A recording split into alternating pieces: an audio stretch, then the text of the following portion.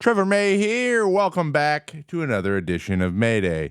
Today's show is covering some pretty exciting stuff, some pretty interesting stuff. First up, we are going to discuss whether or not pitchers are too good. I have a strong opinion. I don't know if you can tell.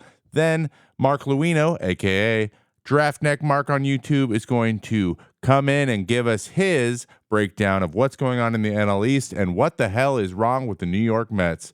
And then we will end the show by talking about some of the comments Carlos Correa made after having some calls go against him, and he's wondering, should the umpires wear the pitchcom? Let's get into it.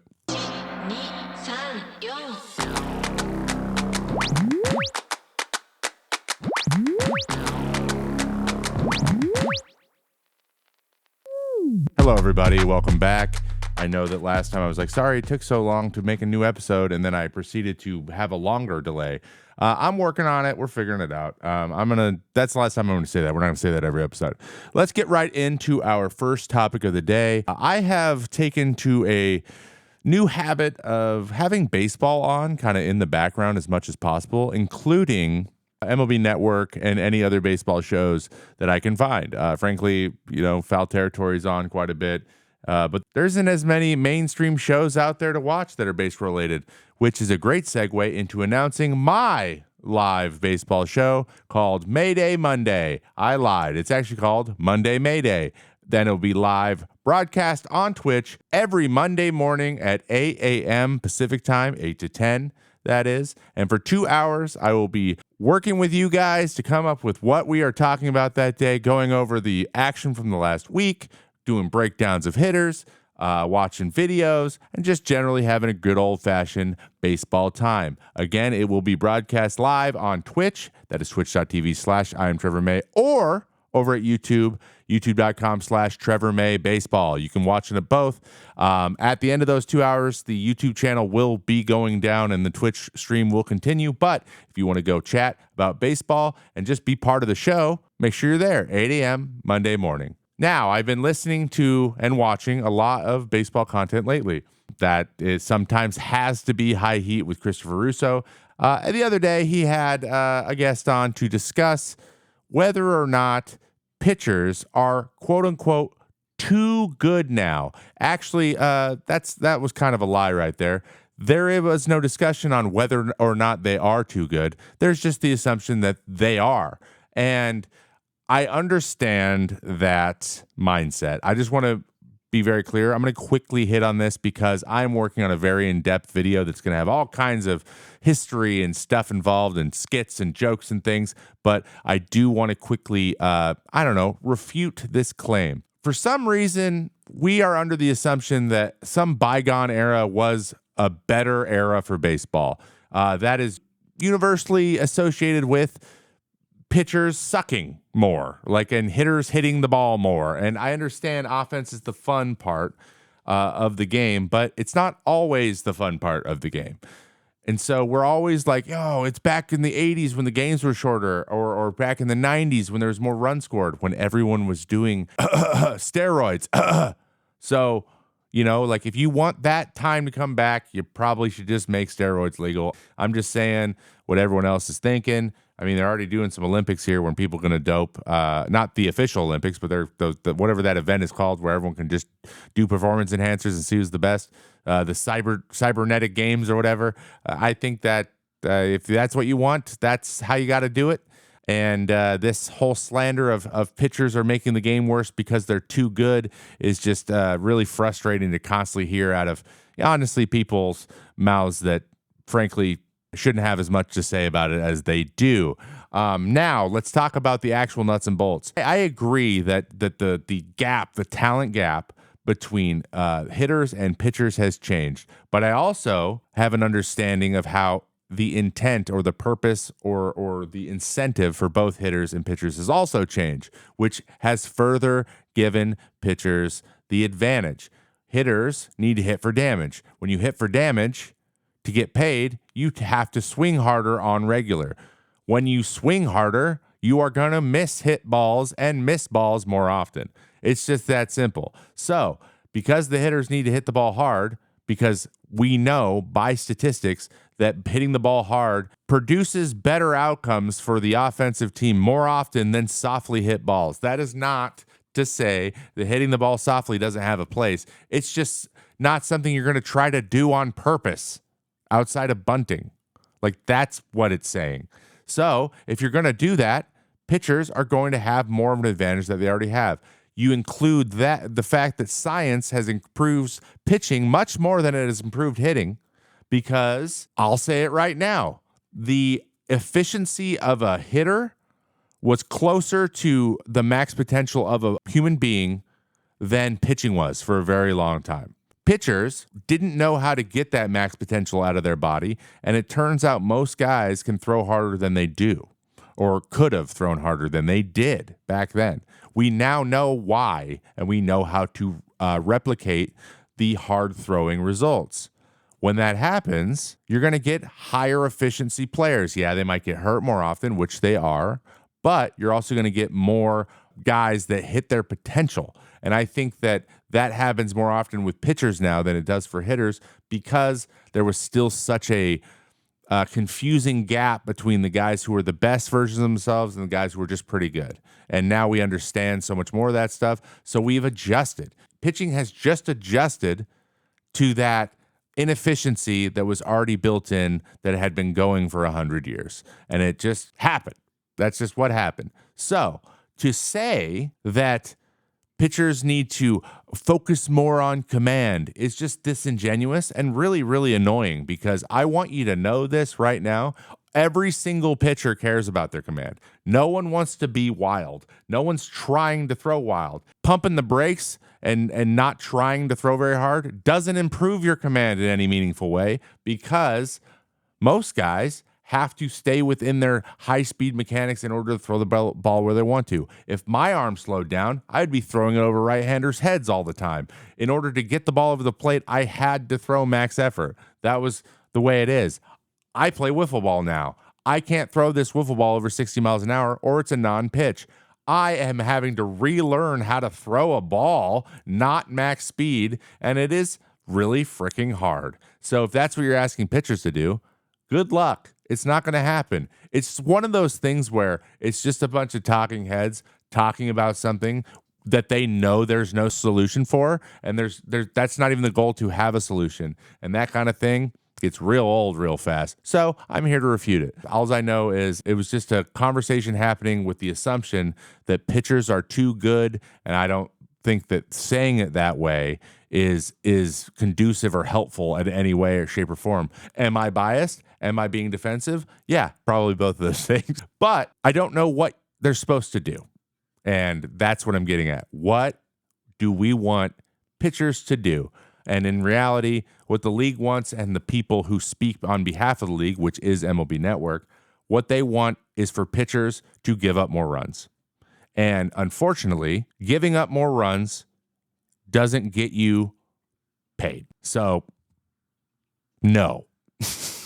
I guess what we're going to do is just constantly change the rules in order to benefit hitters, which is fine. Honestly, if that's what you got to do, that's what you got to do. But do it that way, and don't say it's the pitcher's fault that baseball is what it is, because they're just doing their best to have a job and be the best version of themselves, the same way that hitters are. In that way, it's fair. It's just fair. I don't know. What do you think? Pop into my Discord, discord.gg/Trevor May.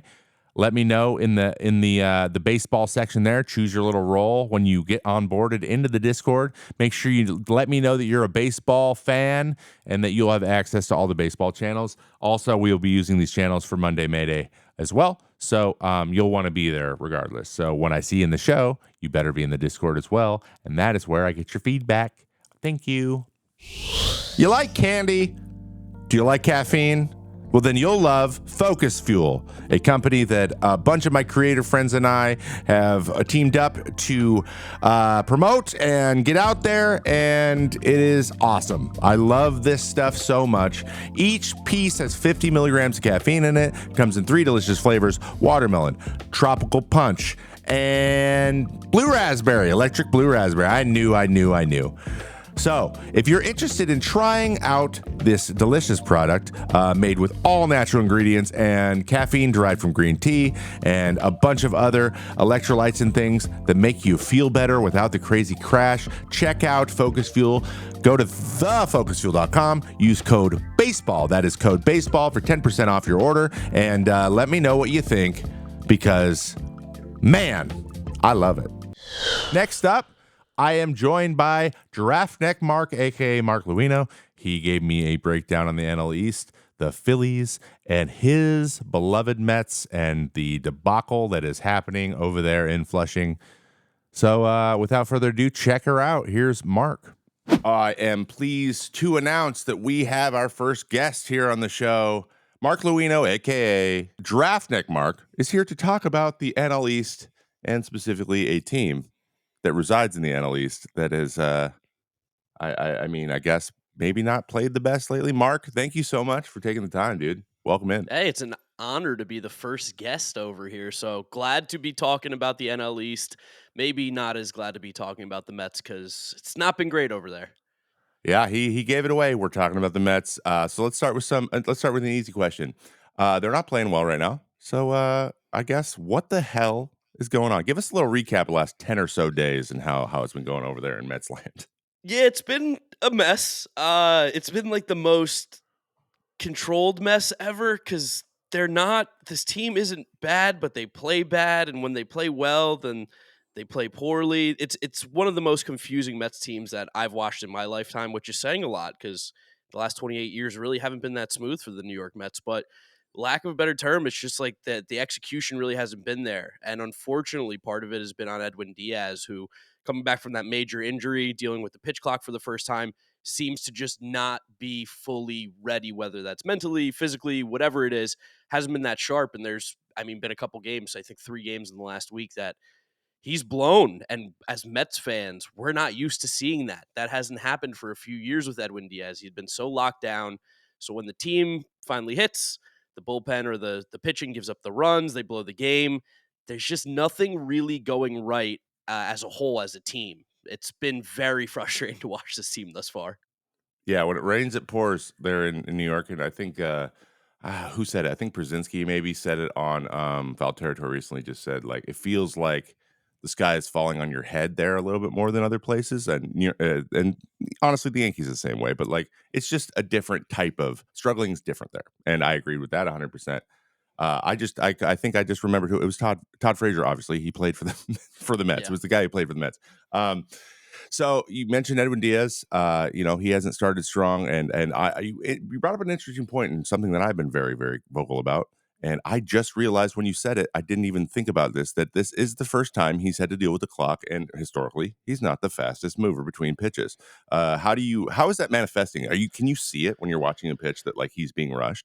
So it's funny because the other night, after he blew game 2 against the Phillies, the second one against the Phillies, Mendoza, after the game, spoke about that. Even though Edwin didn't pitch well, they could see that the game looked a little bit slower for him.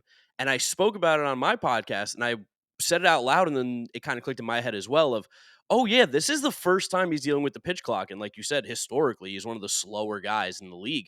So yeah, the game looks like it's moving really fast. I even talked about his mechanics at one point. And I was like, it just looks like he's rushing through everything, which would make sense with a guy who's dealing with the pitch clock and clearly very conscious of that he takes so much time in between pitches. And for someone like Edwin, who's throwing max effort on every single pitch, you can definitely tell that it's taking a little bit more of a toll on him than it has for the other pitchers who've been dealing with it for a year now.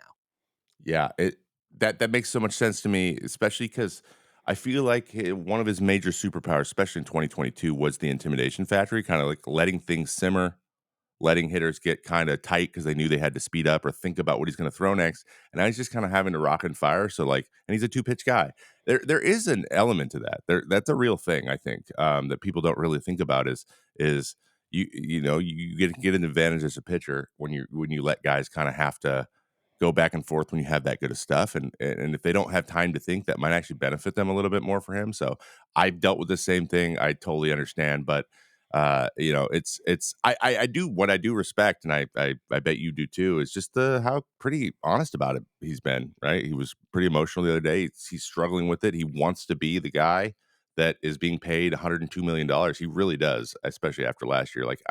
He feels like he's not, giving the people what they deserve, and he's well aware of that. But it seems like he's being given a lot of grace here at the beginning, and hopefully, throwing in maybe a couple games when they're behind in the eighth or something will get him a little bit more.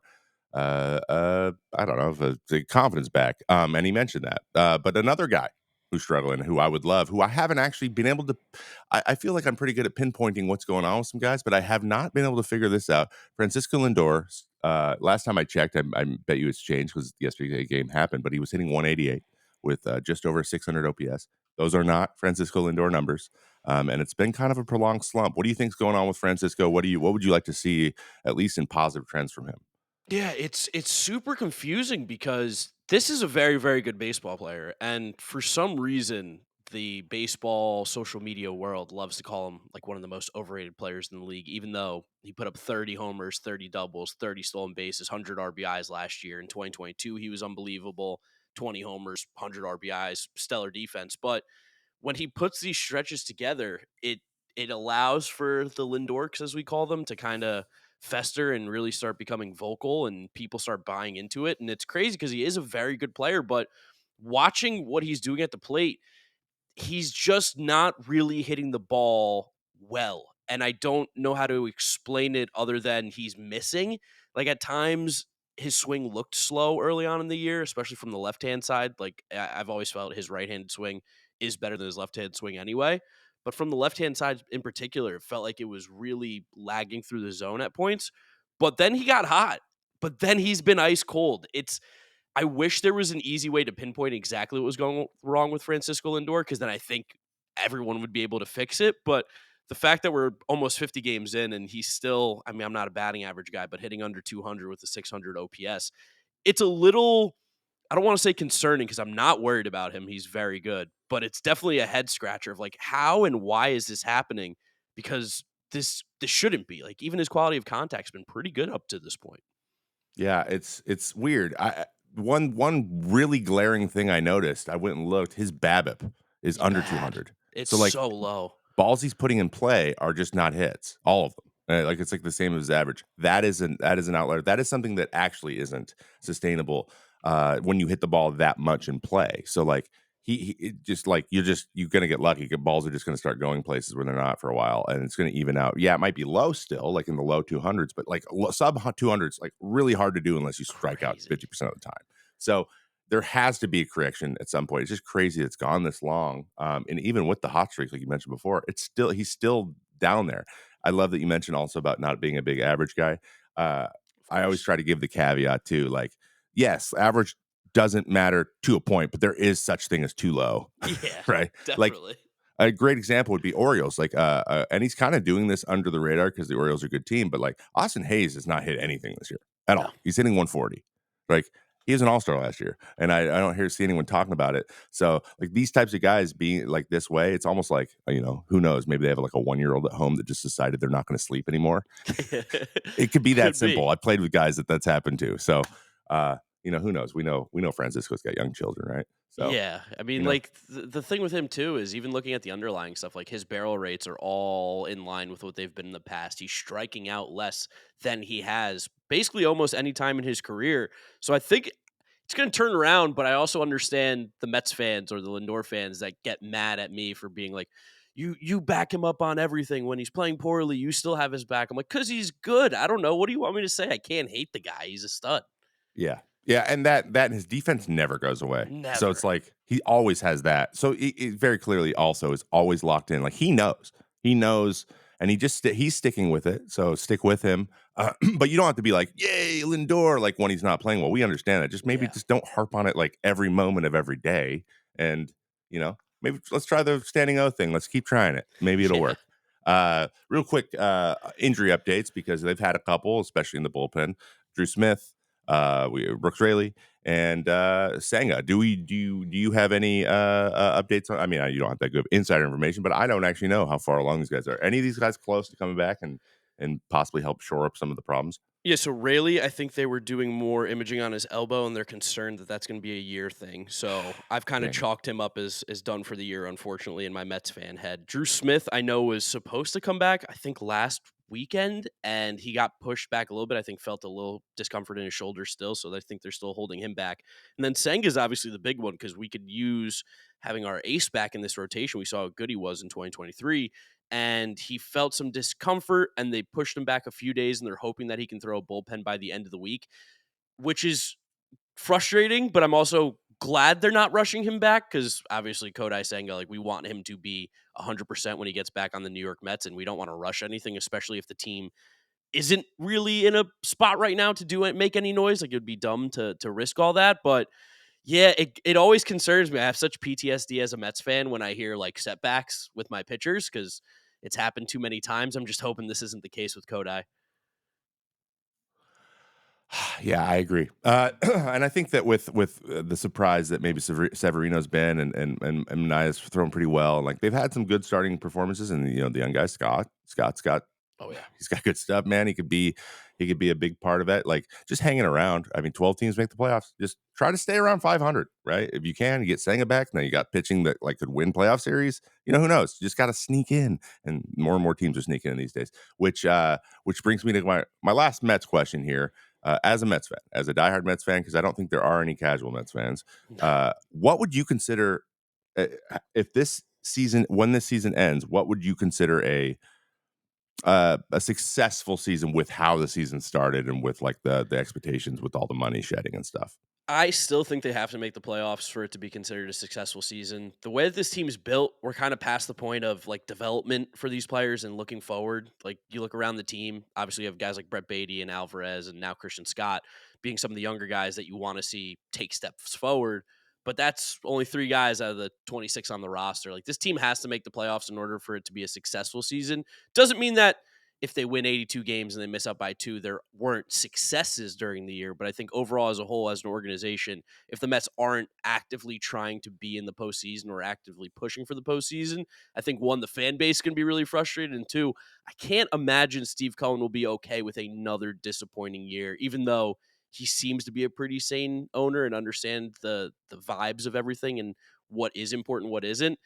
They've got to make the playoffs. If they're not, that's when you start making the moves at the deadline and you start looking towards the future. That's very interesting. They feel like I feel like they're in a little bit of limbo, and that's kind of what happens when you're in a market like that. You're like, we can build a huge core and spend some money, but we also have to develop players. And if you get stuck in this, like, we don't have enough development or enough guys coming, and then we're kind of like, don't know if a couple of these guys are working. When you get stuck in that middle ground, it's really hard to tear it down without your fan base just revolting. Yeah. So, i.e., Marlins. Marlins have been in that middle ground even worse. I feel like they touch the playoffs randomly and just give everyone hope when they weren't even trying. So, Yeah, no. uh, anyway, neither here nor there. I agree. Make the playoffs. I think making the playoffs, everyone's like, oh, that's a nice surprise because you just need 84 wins to get in. Two teams with 84 wins got in last year. So just hang around, get your reinforcements. Hopefully, Senga comes back and is effective. But the NL East as a whole, possibly a little bit surprising for a lot of people, considering that the Philadelphia Phillies not only are leading the division, they are leading the entire major leagues in record. They have the best record, which is just, I didn't see it coming. But you mentioned something that kind of alluded to it. And I talked to Whit Merrifield on another show, one of my shows. I can't even remember which one it is at this point. Uh, but he mentioned about the Phillies clubhouse and how like that core is now locked and they are committed. Like with the Harper is kind of doing it for the position players, and then like Wheeler is kind of leading the way for the pitchers, and everyone kind of figures out where their spot is, and they're feeling like they're part of it. But they've spent enough money to where they have that core, and then they also have a few young guys that are contributing and coming to their own, like Bohm and Stott. And these guys are doing a good job without having to be the stars. And that's kind of what the Mets are in between of. What else do you think the Phillies are doing really well that is making them so good this year?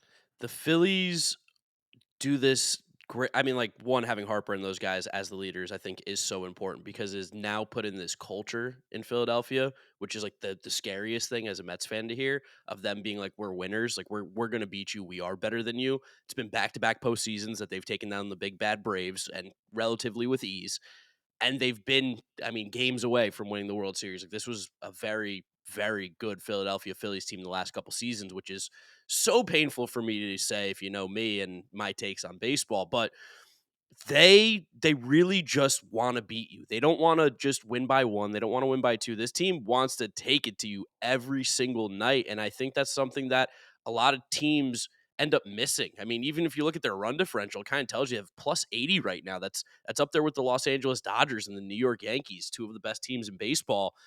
They think they're one of the best teams in the league. They act like they're one of the best teams in the league. And I know the narrative of they haven't played a team over 500, I think, since March 31st is going around, but you still got to play those teams and you still got to win. And they've only lost 14 times in 48 games this year. They're doing a phenomenal job, and it's so frustrating. But yeah, this is a really good team. It There's an old adage that goes, "Beat the teams you're supposed to beat." So you Yep. can't get mad at them for winning all the games they're supposed to win. We'd be like, "Oh, they're splitting with these teams. They got to beat them. They're beating the teams that are in front of them. Who's to say they won't beat the teams that are in front of them when they're a little bit better record?" Yeah, well, will it even out? Probably a little bit, but like they're very good. They feel like complete. They feel like a complete team, Oh yeah. like we've thought about the Braves for the last 7 years. Them losing Strider didn't help, I hope this doesn't flip into like a Phillies win it and then Braves make the wild card, then Braves play them again, and then Braves win because they were the wild card team. Because then we'll have that stupid conversation about the one seeds and how they're not worth getting. Yep. So uh, it's been great to watch. They have the starting staff. Ranger Suarez being in that third role, like they got the top three that can win any series, beat anybody, and then they've been just producing runs and just doing a great job with that. My question for you is, do you think that they can hold on and win the division over the Braves? Do you think the Braves have because we know Austin Riley hasn't really done much. Olsen's was struggling at the beginning, picked it up a little bit lately, but if they get going, do we have just a absolute slugfest there at the top of the division? Yeah, I mean, the law of averages is going to tell us that the Phillies are going to cool off at some point, and the Braves are going to probably get hot. Like Acuna's been playing, for lack of a better term, like terribly for his standards. I think he has Yeah, like one or comparatively, two or yeah. three home runs. Like he's just not been himself. And you look up and down that lineup, it's really outside of Ozuna right now. They're not getting the offense that they need, and they're still scoring more runs than most teams in baseball, which is kind of messed up. But yeah, I think it's going to be a slugfest at the top. Those two teams, like it's 5 games right now on May 21st. I don't think it's going to be 5 games for the entire year. I would be shocked if we get to August even and it's a 5 game lead. And that's nothing against the Phillies. I just think both of these teams are very good. We've seen them battle it out now the last 2-3 years, like you said, and it has been very close every single season. It feels like without Strider, this team is not going to be able to take that leap forward that they've been able to over the Phillies the last couple years, where now the Phillies are the healthy team. They've got everything going right. It's their division to lose, but we also know that the Braves kind of seem to, you know, thrive in those scenarios where they're got their backs up against the wall. So going down the stretch, this is going to be probably one of the more fun divisional matchups to watch because it's going to come down to the end. It's a good division. We thought that would happen at the beginning of the year, especially with how the Nationals have improved. We thought the Marlins were going to be better. Obviously, I don't know why they signed one guy and in their second attempt to get a free agent this last offseason. So I don't know why anyone thought they were trying to compete, but they got it, can't let it go. Yeah, it's a fun division. Come on, Mets, just lasso onto the back of those two guys fighting and just kind of stay close. Like that's all you got to do. You can sneak in that third place, and I think that that's your best option as well. Wouldn't it be awesome though? And correct, do you agree with this? Seeing a Philly, like I'm trying to think of the two most like fun culture and kind of have built like a character around their core teams, and one in each league. And I feel like the Orioles versus Phillies, like in a World Series, would be just like with the walkout songs and the celebrations and the mascots and the like just everything that would be a blast. Wouldn't that be fun to watch? Yeah, I mean, I I know, I would know. be You're supposed to hate rooting, the Phillies. We don't want them to go to the World Series, but but as a this is baseball something fan, I even say is like I hate this Phillies team, but boy, do I respect all their players. Like Bryce Same. Harper's just such a Exactly. dog, and like Kyle Schwarber, and you look up and down this team, even Wheeler and Nola on the pitching side. Like if I wasn't a diehard Mets fan, if I didn't hate Philly like I do, this would be a fun team to watch. And the Orioles are arguably the most fun team to watch in the American League. If I didn't have my Mets bias, oh yeah, that'd be a phenomenal World Series. As a Mets fan, that's a nightmare for me. I don't want the Phillies anywhere even close. You're just going to be watching the World Series in secret, not letting your friends know. Exactly. You can hate Bryson Stott all day, but man, when he walks up to that song and everyone's singing it, it's electric. It just is. That's one of the coolest things. It's the worst, but it's also people love cool. it. Who am I to judge? I need more. I need more WWE style stuff like that, man. I love Agreed. it. All right, Mark, thank you so much for joining us. That is Girrafeneckmarc, Marc Luino on YouTube, guys. Go check out the YouTube channel. He's always doing videos. How often are you posting? Like literally every day? We're trying like 4 times a week with big videos, and then we got some TikToks and shorts going out there as well. How does he do it? I don't know. I do not know. Someday I'll figure it out. Thanks, Mark. I appreciate it. Thanks for coming on and being the first guest. That was awesome. Hopefully the Mets can turn it around and everyone can be a little bit happier today. Yeah, hopefully next time I talk, I'll have a smile on my face about this Mets team. Thanks. Hopefully. Thank you. Another big thanks to Mark for coming on the show and giving us his perspective. He is a person who follows the Mets very closely. He is a Mets fan, first and foremost, but he also pays attention to the league as a whole, makes great baseball content for YouTube, and is a great follow on Twitter as well. That is Giraffeneckmarc on Twitter at GIRAFFENECKMARC, and it is the same name on YouTube. Go check him out. Give him some love. Maybe tell him in the comments that the pod sent you over there, and just show him that this is worth it. Keep contributing. Thank you. Thanks, Mark. Appreciate you. Now, let's get into the final subject of the day, something that's really interesting that I think is going to build off of subjects that we have talked about not only on this show, but also on any other show I've been on recently, and that is an idea that was posed by Carlos Correa after a game recently where he felt like he was being cheated out of some strike calls, specifically away from him, that were not over the plate late in games that were causing him to have to make bad decisions and put him in a bad position to get the job done at that point. There's a lot that goes into this, but his solution to these things, or something that he thinks that maybe would create a little bit more fairness in this situation, would be to have the umpire also wear the pitchcom, which is super interesting. It's honestly something I've never even thought of. What kind of things would happen if the umpire was also aware of what pitch was coming, and how would that change? Because there's bias. They're human beings, right? They get biased in different ways. We always talk about the Maddox, creating the strike zone with how well he commanded the zone. That was because people were biased to him. So like that is what that is. You're creating bias in your benefit or in your corner.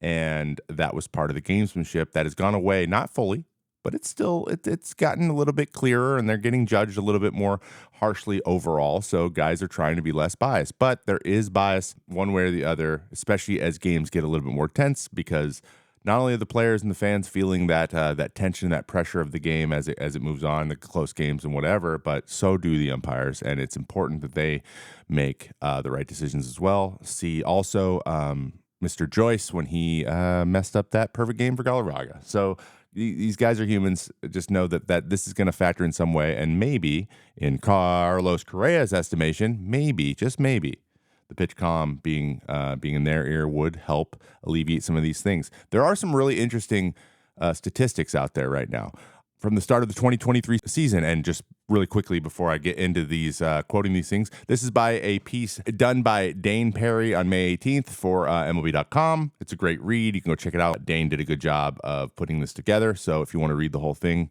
just go over there and check that out. I'll put the link to this article in the show notes, so you can do that if you want. But he posits that from the start of the 2023 season, umpires have got 92.7% of ball strike calls correct, which is pretty good. It is a little bit better. It actually improves every year a little bit. It's never going to be 100%, but to be over 90%, I feel like is 9 out of 10. It feels pretty consistent to a point where you can count on it, right? But then again, according to True Media data, plate umps on pitches classified as on the corners have a called ball strike accuracy rate of 58.5% since the start of 2023 season.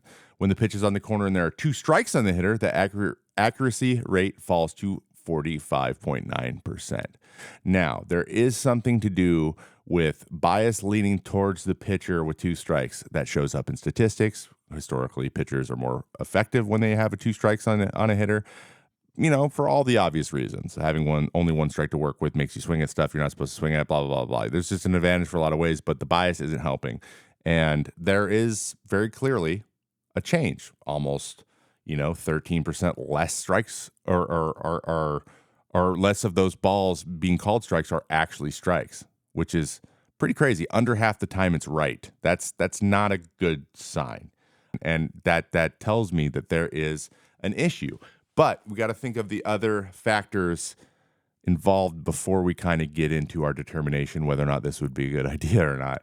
And something we talked about last time on the show, 11 days ago, actually it was 15 days ago at this point, was the idea that the catcher's interference rate has gone up 10x since 2010. That's because catchers are stealing strikes. They're getting farther out there. They're grabbing balls before they get to the plate, and umpires have also changed the way they set up to avoid being hit in the mask with foul balls, which is also very important. They don't set up straight on as much anymore. They usually shade to the inside, to the hitter side, so they're looking between catchers and the hitter to see the strike zone. That, by its nature, creates seeing the outside corner of the plate a little bit harder as well. So that's going to factor in. So these things are going to both be involved. Umpires are getting a different angle, and catchers are learning magic. Some guys are just so good at sleight of hand that they can grab these strikes as well.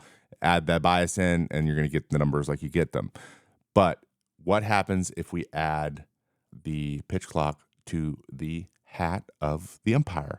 And this is what Carlos Correa said. I feel like pitchers are too nasty right now for umpires to see. I feel like if an umpire knew what was coming and they had a pitchcom, they can make calls so much better. It's really hard for them just to be able to call pitches, especially the way the catchers are framing nowadays. Facts.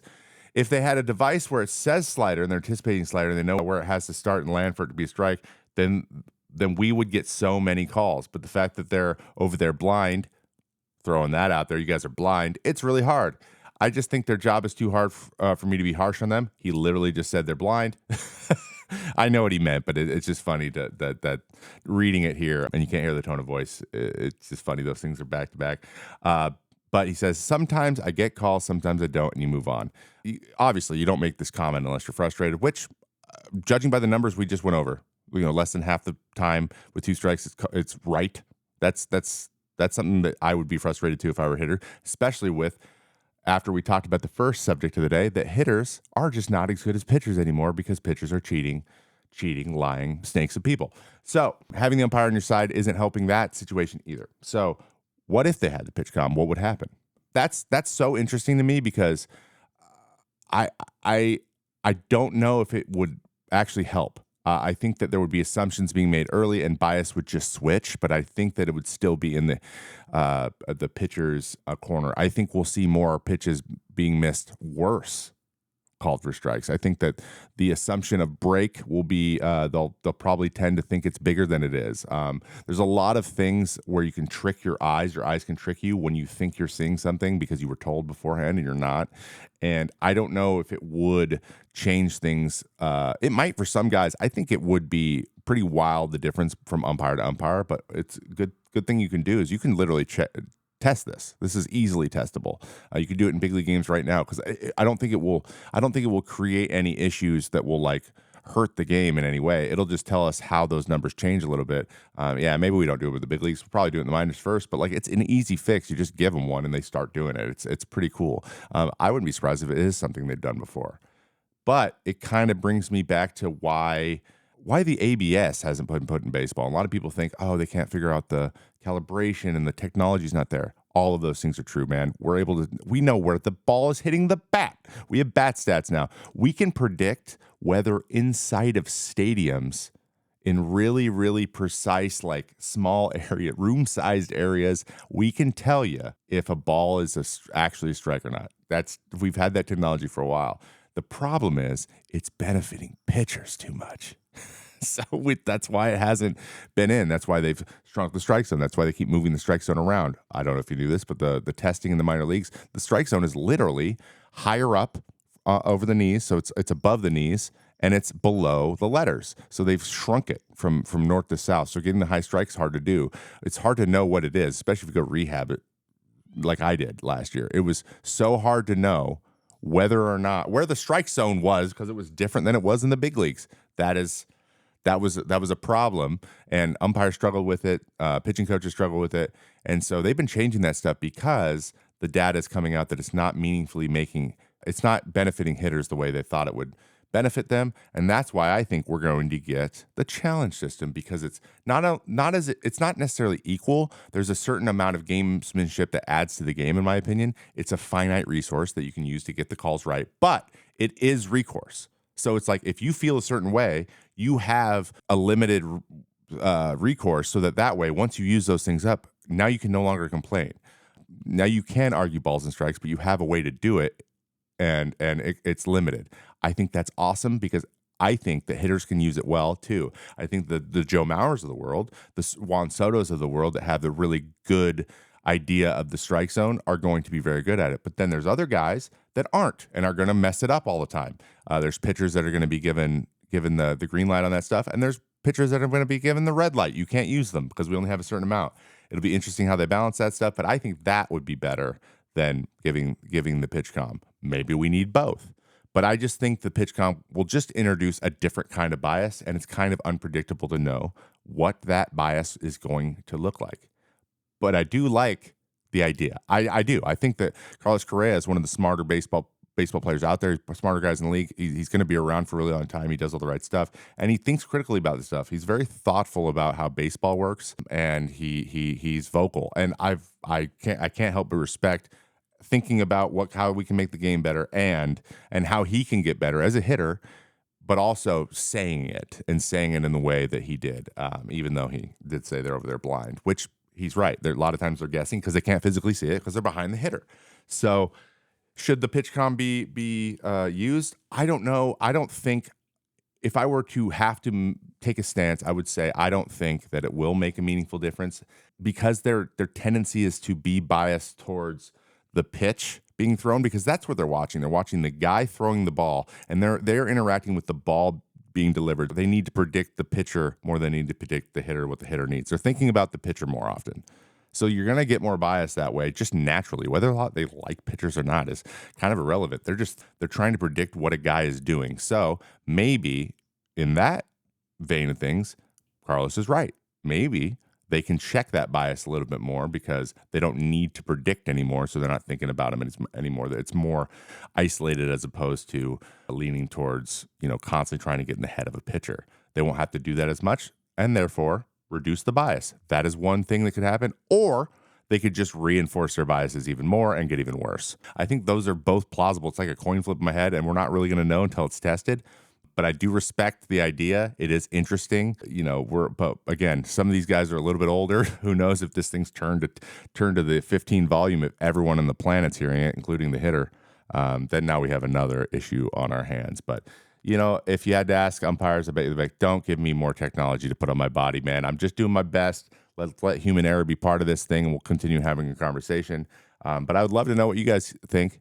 This is a really unique kind of conversation that doesn't come along a lot in baseball. I love this type of stuff, and I really want to know what your guys' opinion on it is, and if you have any other solutions or any elements of this thing that I'm not thinking of that could possibly factor in. And we're going to do that on Discord, or you can do it on X, or you can pop in on Monday morning at 8 a.m. on either Twitch or YouTube. That is twitch.tv/IamTrevorMay or youtube.com/TrevorMayBaseball. Either one, 8 to 10 a.m. Pacific time, and let me know there. I'm sure we will touch on this. We're going to talk about this. A lot of these things are going to just, live in both places, but I would love to hear what you think, and I want you to be part of it because that show is for you. It is for you and what you guys want to hear, so I'm so excited to start it up.